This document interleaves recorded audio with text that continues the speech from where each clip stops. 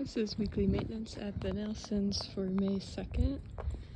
So starting in the front here, we got all these planters watered, and then focused in on the front, deadheading old pansies all around here, and then cleaning up any big debris.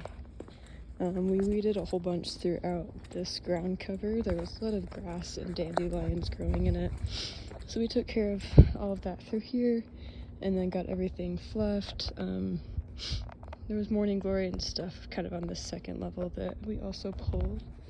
And then deadheaded and tidied up around these pansies and all the way down this ground cover too, with dandelions and grass. And then it had grown really tight in around this tree trunk, so we also trimmed it back away from the tree.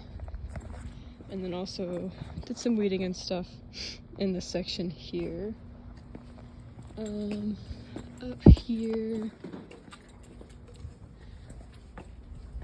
took care of some morning glory that had grown in this bed, but mostly left it alone since trying to get around all the delicate flowers is a bit of a task.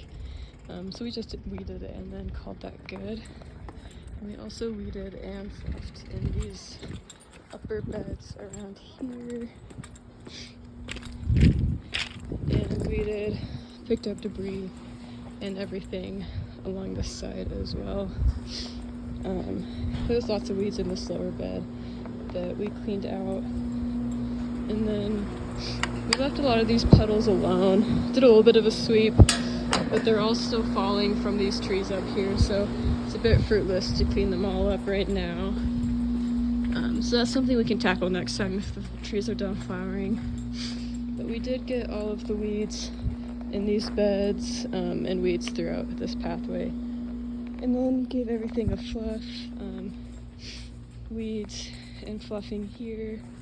Cut back a bunch of tree starts that were growing around this tree. And then also weeded all the way along the side here. And grabbed some weeds from this chat as well. Got these planters watered. And then back by the chicken coop,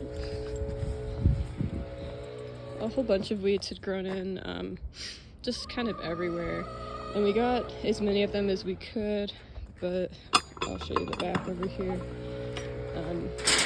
There's just so many that we had to prioritize other things. But this was all covered in weeds that we got tidied up too.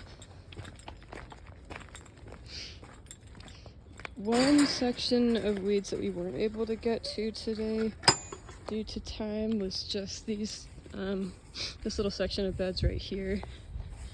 There's some weeds in the front that we were able to grab, but there are a handful of weeds kind of up in the back, and I'm sure you can see them. So it would be really nice if we could get those next time, since we ran out of time for that today. And then we took care of these 3 beds, weeding and fluffing and picking out debris. So they're looking really nice now.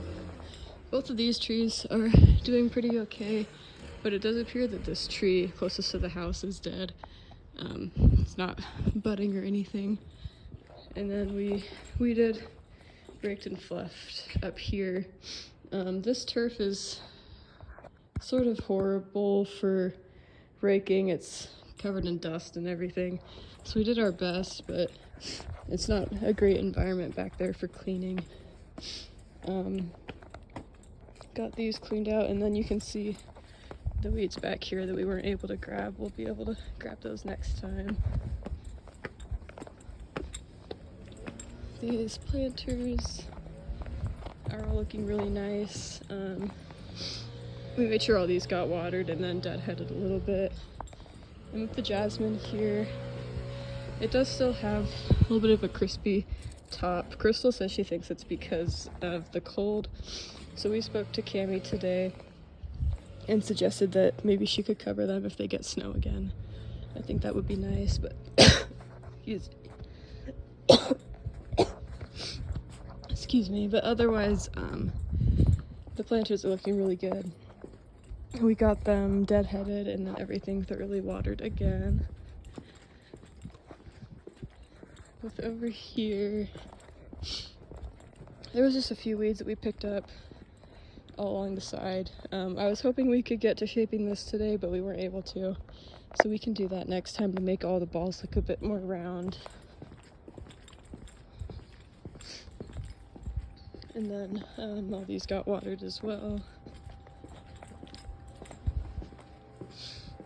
And with this pathway, deadheaded any of the hyacinths that were still here and looking rough, and then took care of all the weeds and the debris in here and gave it a nice fluff. Up here we just got to fluffing. Not too many weeds this time, but I think we'll have to tackle more weeds up here next time. It's really not that bad up here, actually.